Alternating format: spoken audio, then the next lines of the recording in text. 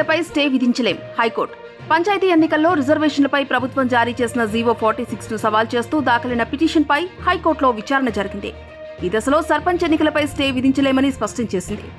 Notification విడుదలయ్యాక కోర్టుల జోక్యం ఉండదన్న EC తరపున లాయర్ల వాదనలతో ఏకీభవించింది.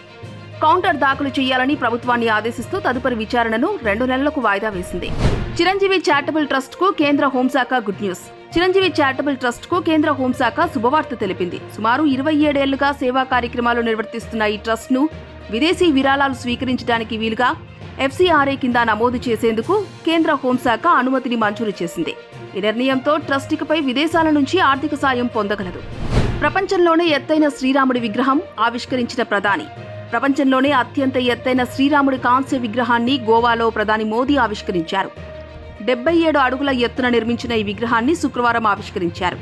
ఈ కార్యక్రమంలో గోవా గవర్నర్ అశోక్ గజపతిరాజు, ముఖ్యమంత్రి, పలువురు మంత్రులు పాల్గొన్నారు. Telangana rising global summit 2025 logo విడుదల. డిసెంబర్ 8-9 తేదీల్లో హైదరాబాద్ ఫ్యూచర్ సిటీలో తెలంగాణ ప్రభుత్వం ప్రతిష్టాత్మకంగా తెలంగాణ రైజింగ్ గ్లోబల్ సమ్మిట్ 2025ను నిర్వహించనుంది. ఈ సమ్మిట్ కోసం ముమ్మర ఏర్పాట్లు జరుగుతున్నాయని, ముఖ్యమంత్రి స్వయంగా పురోగతిని పర్యవేక్షిస్తున్నారని అధికారులు తెలిపారు. సమ్మిట్ లోగోను తాజాగా విడుదల చేశారు. ఈ సమ్మిట్లో విజన్ డాక్యుమెంట్ ఆవిష్కరణ ప్రధాన అంశంగా ఉండనుంది.